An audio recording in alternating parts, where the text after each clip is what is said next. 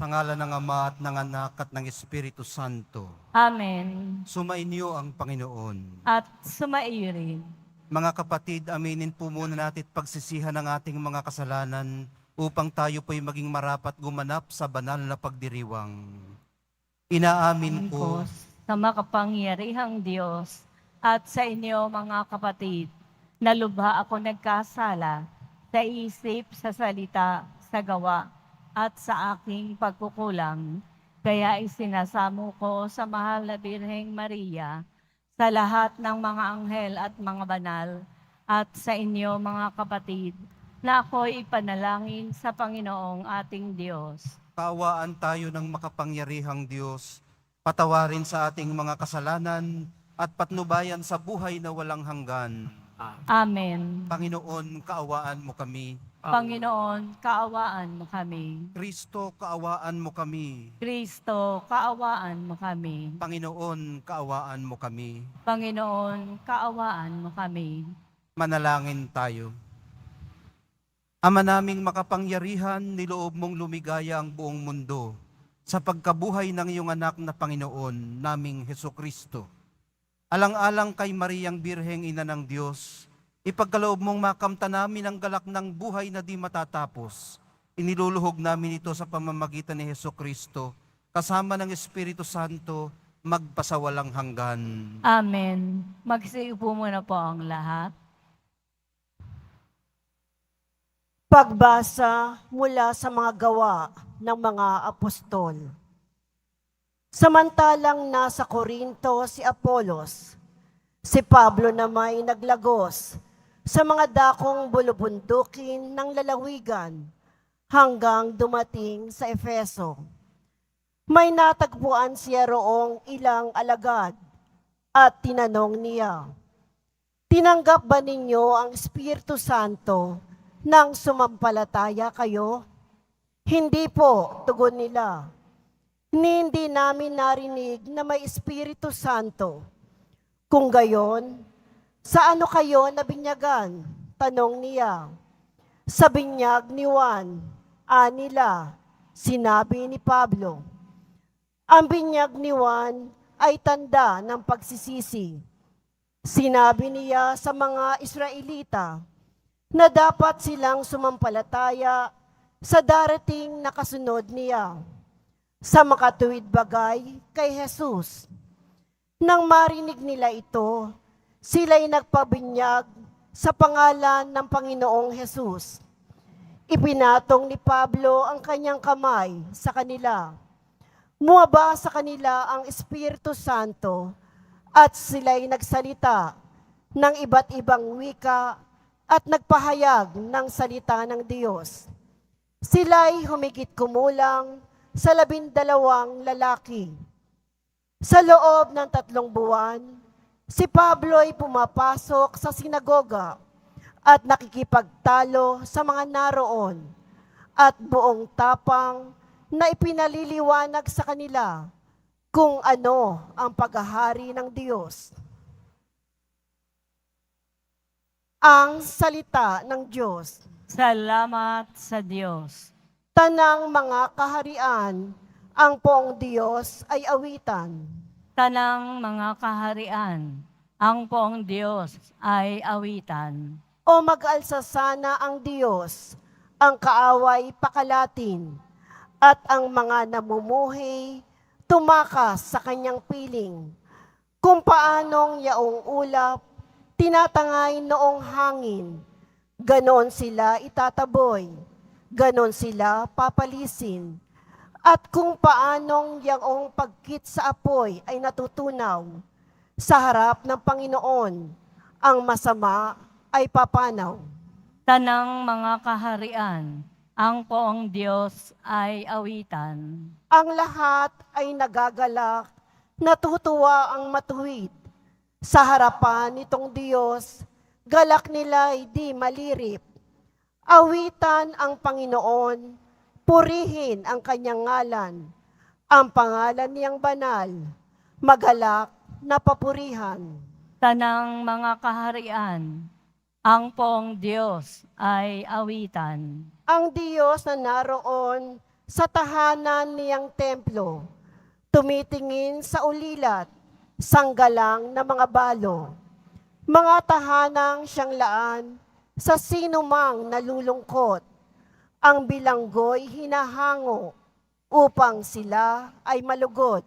Tanang mga kaharian, ang poong Diyos ay awitan. Magsitayo na po ang lahat.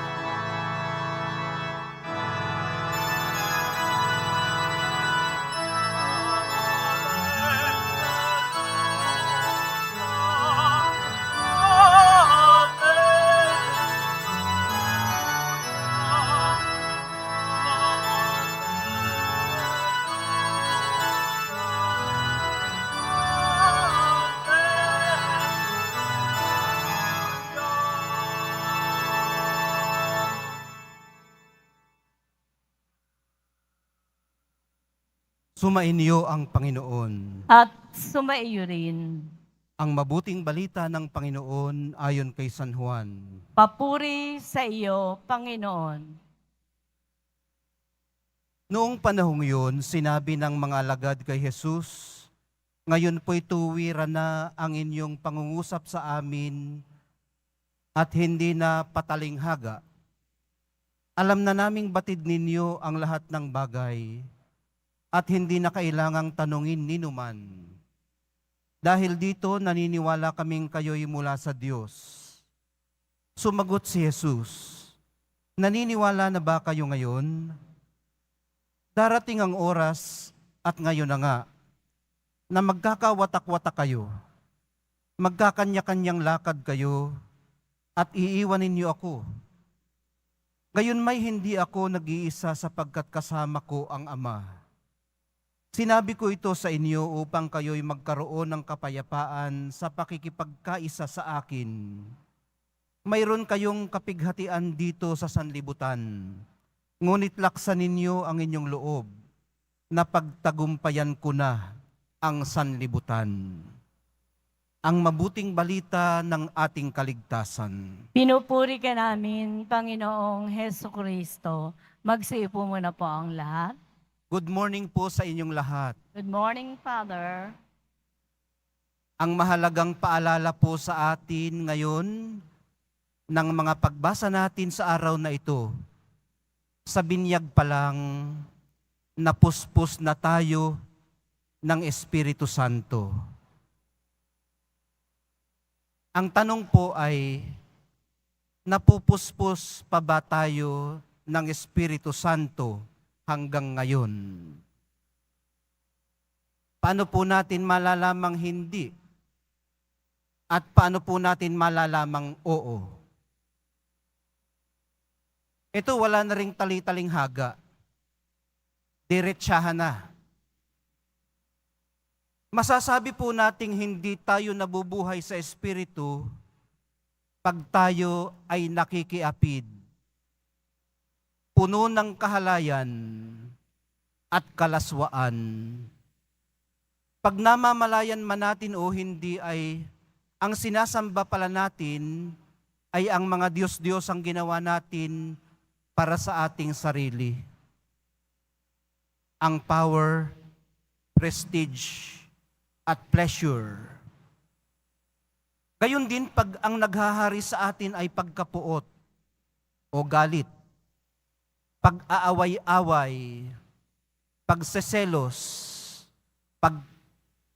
pagkasakim o kasakiman, pagkakampi-kampi, kampihan, pagkakabahabahagi, o pagkakawatak-watak, pagkainggit, pagpatay, paglalasing, walang habas na pagsasaya, at iba pang katulad nito. Katulad ng kawalang pakundangan, kawalang pakialam, at kawalang galang o respeto. Diretsahan na yun. Walang tali-taling haga. Ito pa isang diretsahan. Masasabi naman nating nabubuhay tayo sa Espiritu pag napupuno tayo ng pag-ibig, kagalakan, kapayapaan, pagtityaga, kabaitan, kabutihan, katapatan, kahinahunan, at pagpipigil sa sarili. Para mapanatili po natin ang balanse sa pagitan ng dalawang ito, ang sabi ni Apostol Pablo sa mga taga-Galacia, huwag tayong maging palalo. Yung palalo, ibig sabihin, sobra-sobra. O kaya naman overbearing. Huwag nating galitin ang isa't isa. Huwag tayong hamit. Ibig sabihin, huwag nating sagarin ang pasensya ng ating kapwa. At huwag rin daw po tayong mainggit sa isa't isa.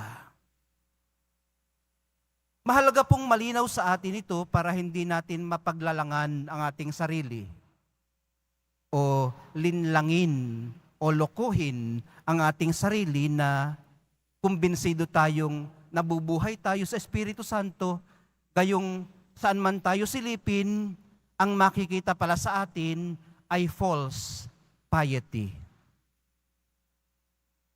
Ganun pa man, mga kapatid. Kung sisilipin naman talaga tayo, may makikita at may makikita rin sa ating kapulaan. Wala sa ating makaka-perfect sa listahang ito. Kung ito nga ang tingin natin sa mga inisa-isa natin kanina, listahan ng kung nakakaabot ba tayo o hindi sa criteria ng pagiging tunay na Kristiyano o deboto. Pero alam nyo, minamahal kong mga kapatid, sa tingin ko ito'y hindi lamang isang listahan. Ito rin ay isang magandang pasimula. Dakilang adhikain o simulain na marangal sa pagsasaayos ng ating world view o yung tingin natin sa ating sarili, sa Diyos at sa sanlibutang ating ginagalawan. Sa oversimplistic na pagtanaw o yung pinakasimpleng pagtingin dito, napakadali pong sabihin sa isang banda na wala sa atin ang Espiritu Santo pag wala sa atin ang fruits of the Holy Spirit. At nasa atin naman ang Espiritu Santo sa isa pang banda, sa kabilang banda, pag nasa atin ang fruits of the Holy Spirit. Kaya lang hindi tayo ganun kasimple. Ang ating buhay Kristiyano ay masasabi natin na medyo komplikado. Hindi black and white. Kasi yung black and white thinking, pag meron tayong na-miss out na isa doon, ibig sabihin, wala sa atin ang Espiritu Santo. At pagka naman napuno natin ng lahat ng iyon, nasa atin ang lahat ng listahan ngayon, masasabi natin, nasa atin ang Espiritu Santo. Hindi po ganun kasimple. Tayong mga Kristiyano, nabubuhay tayo sa pagitan, kalimitan ng black and white thinking. Mayroon pong napakalaking gray area sa pagitan. At kung totoo ito, maaaring totoo din ito. Kaya mag-iisip tayo hindi sa discrete categories, kundi sa continuum. Bakit? Kasi para pong ikinakahon natin ang Espiritu Santo pag ganun. Ini-assign natin sa Kanya ang mga kaya niyang gawin at ang mga hindi niya kayang gawin. Kabaligtaran po ito sa nature ng Espiritu Santo na parang hanging sumisimoy o umiihip kung saan niya ibig. Hindi ba? Narinig niyo siguro yan sa mga homilya ng pari nung mga nakakaraan tungkol sa Espiritu Santo. Parang hangin na umiihip kung saan niya ibig. Ay paano kung gusto rin niyang samahan tayo sa ating mga kakulangan? Kung ibig niyang tulungan tayo sa ating struggle na mabuhay nang lumalakad sa kanyang landas. Sa hindi perfect, paano kung gusto niyang manahan sa kasama natin sa ating imperfection? Di ba? Hindi natin iyan maiaalis sa Kanya dahil Espiritu Santo siya. Ang presensya po niya sa atin ay hindi reward o gantimpala sa mga naka-perfect sa pagpitas ng fruits of the Holy Spirit. Ang presensya po niya sa atin ay gabay natin at tanggulan sa pagpapahinog sa atin ng fruits of the Holy Spirit. Patuloy nawa tayo niyang samahan araw-araw. At kung kinakailangan ay gabi-gabi, kung kailan mas maigting ang tunggali ang pansarili.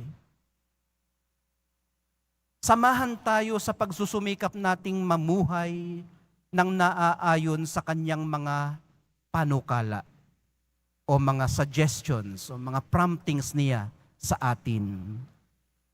Tingnan nawa niya tayo ng may pag-unawa sa kakapusan natin na mamunga at tulungang in-nurture ang buhay natin sa Kanya mula pa lang sa ating pagnanais o sa ating desire na mabuhay sa Kanya. Palakasin nawa niya tayo at gabayan sa araw-araw nating buhay. Palakasin din nawa tayo ng banal na Eukaristiya. Mahal na poong Jesus Nazareno, manatili po sa amin ang inyong Espiritu. Magsitayo na po ang lahat.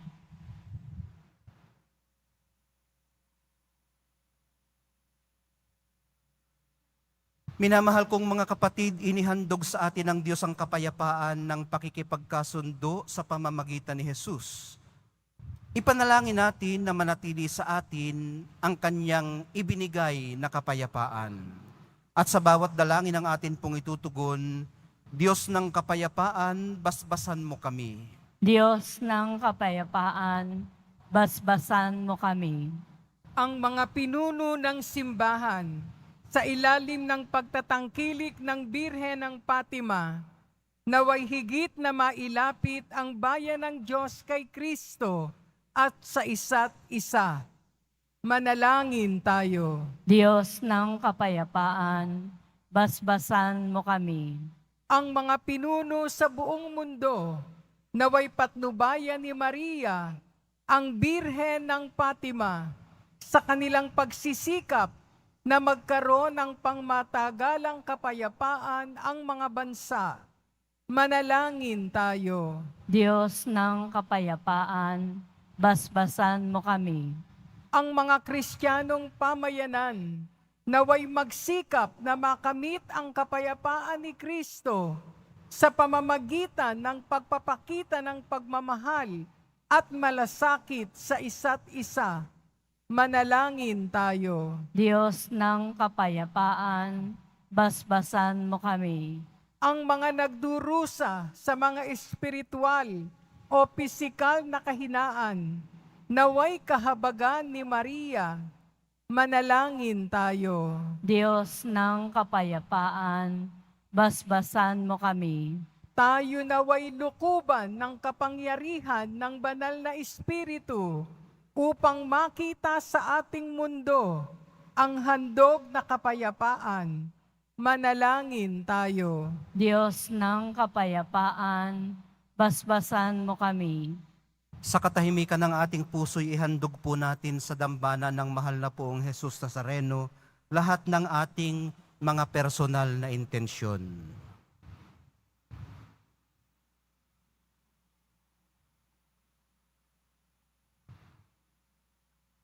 Manalangin tayo. Diyos ng kapayapaan, basbasan mo kami.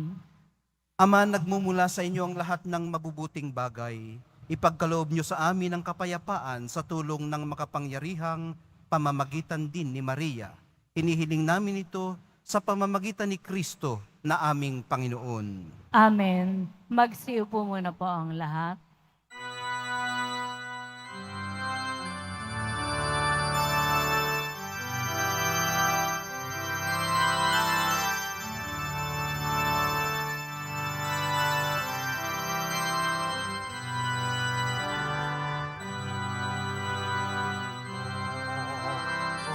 Diyos, tatangkapin mo ang aking kalayaan, ang aking kalooban, isip at kulit ang ulan, ang hawak mo ng loob ko, ay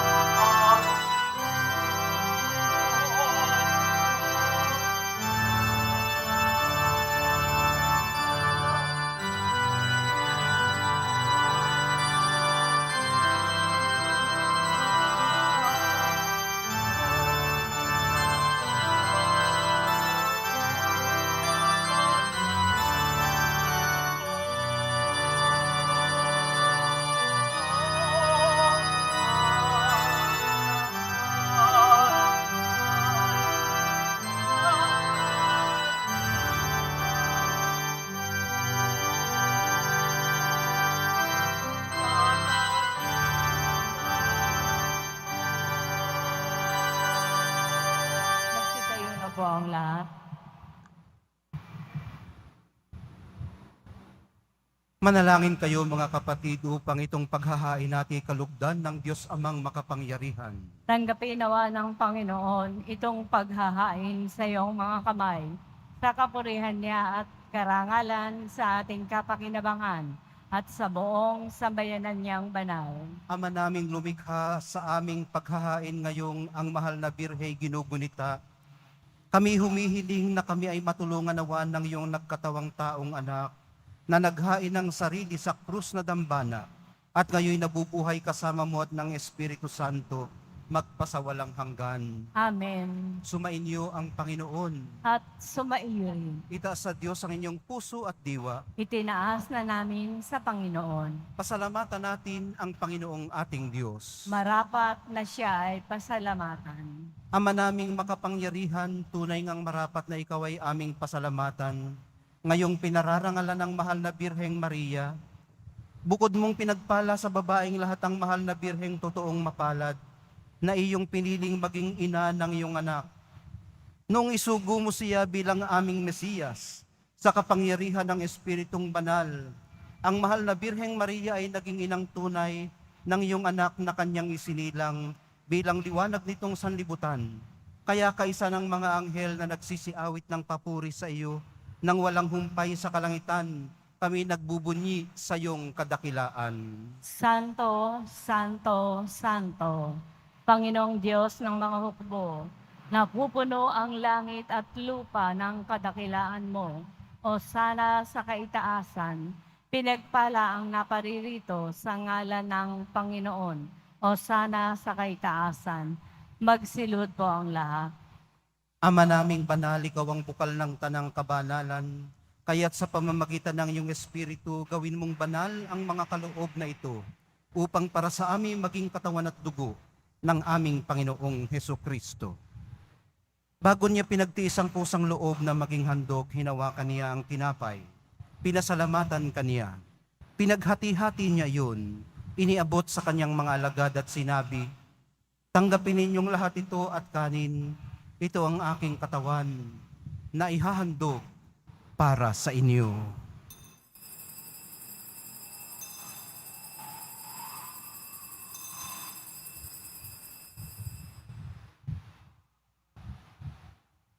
Gayon din naman, noong matapos ang hapunan, hinawakan niya ang kalis. Muli kanyang pinasalamatan. Iniabot niya ang kalis sa kanyang mga alagad at sinabi, "Tanggapin ninyong lahat ito at inumin. Ito ang kalis ng aking dugo, ng bago at walang hanggang tipan. Ang aking dugo na ibubuhos para sa inyo at para sa lahat. Sa ikapagpapatawad ng mga kasalanan, gawin ninyo ito sa pag-alaala sa akin."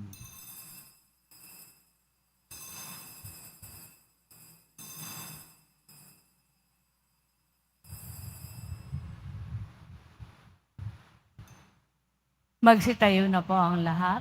Ipagbunyi natin ang misteryo ng pananampalataya.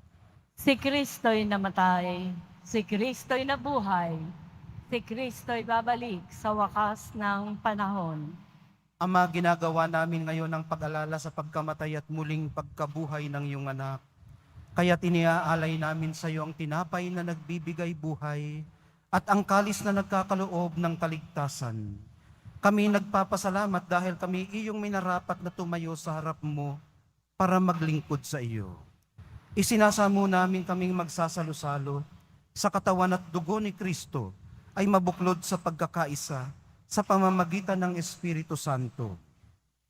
Ama, lingapin mo ang iyong simbahang laganap sa buong daigdig. Puspusin mo kami sa pag-ibig. Kaisa ni Francisco na aming Papa at ni Jose na aming Obispot ng Tanang Kaparian. Alalahanin mo rin ang mga kapatid naming nahimlay nang may pag-asang sila'y muling mabubuhay, gayon din ang lahat ng mga pumanaw. Kaawaan mo sila at patuloyin sa iyong kaliwanagan. Kaawaan mo at pagindapatin kaming lahat na makasalo sa iyong buhay na walang wakas. Kaisa ng mahal na Birheng Maria na ina ng Diyos, ng kabiyak ng puso niyang si San Jose, kaisa ng mga apostol, ni San Juan Bautista at ng lahat ng mga banal na namuhay dito sa daigdig ng kalugod-lugod sa iyo. May pagdiwang nawa namin ang pagpupuri sa ikararangal mo sa pamamagitan ng iyong anak, na aming Panginoong Hesukristo. Sa pamamagitan ni Kristo, kasama niya at sa Kanya, ang lahat ng parangal at papuri ay sa iyo, Diyos Amang makapangyarihan, kasama ng Espiritu Santo, magpasawalang hanggan.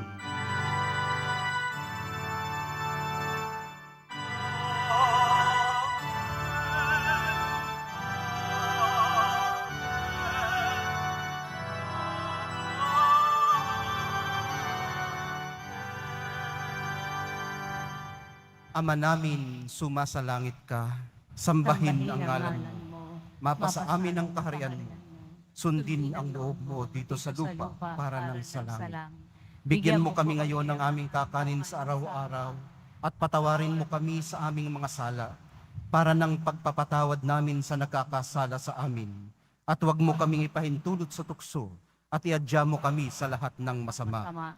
Hinihiling po namin kami iadya sa lahat ng masama. Pagkalooban ng kapayapaan araw-araw, iligtas sa kasalanan at ilayo sa lahat ng kapahamakan, samantalang aming pinananabikan ng dakilang araw ng pagpapahayag ng tagapagligtas naming si Heso Kristo. Sapagkat iyo ang kaharian at ang kapangyarihan at ang kapurihan magpakailanman.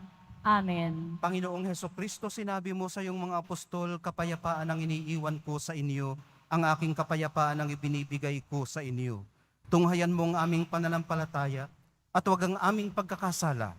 Pagkalooban mo kami ng kapayapa at pagkakaisa ayon sa iyong kalooban, kasama ng Espiritu Santo, magpasawalang hanggan. Amen. Ang kapayapaan ng Panginoon ay laging sumainyo. At sumaiyo rin. Magbigayan po kayo ng kapayapaan sa isa't isa.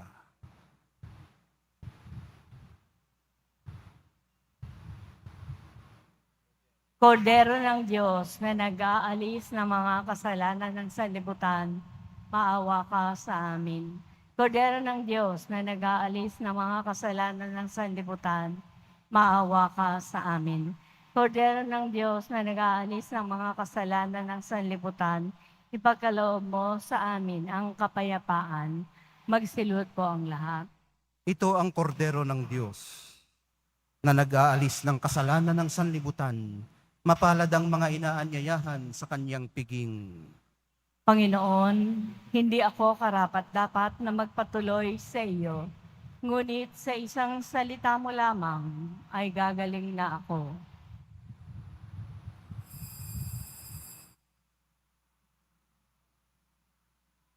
Para po sa lahat ng tatanggap ng banal na komunyon, sasagot po tayo ng amin pagkasabi po ng pari o ng lay ministers ng katawan ni Kristo at isubo po agad sa bibig bago umalis sa harapan ng pari o ng lay ministers.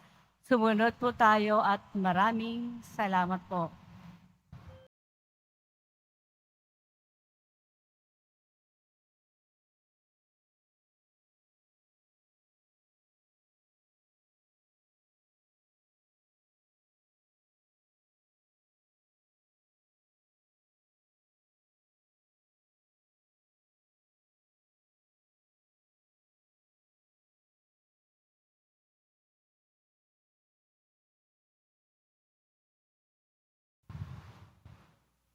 Manalangin tayo. Ama naming mapagmahal, pagtibayin mo ang aming kalooban ng aming pinagsaluhang pananda ng pananampalatayang tunay.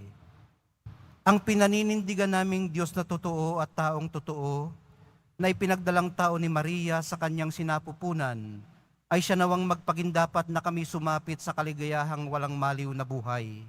Sa bisa ng kanyang nagliligtas na pakikinabang, sa pamamagitan din niya kasama ng Espiritu Santo, magpasawalang hanggan. Amen. Sumainyo ang Panginoon. At sumaiyo rin. Mahal na pong Jesus Nazareno, inihayag mo sa pamamagitan ng krus ang walang maliw na pag-ibig ng Diyos sa sangkatauhan. Pakinggan mo ang kahilingan ng iyong angkan na nagsusumamo sa iyo. Makamtanawa nila ang inyong katugunan at tanggapin ang kasagutan na may utang na loob na tinatanaw. Basbasan din po ninyo ang daladala nilang mga imahen at dasalan.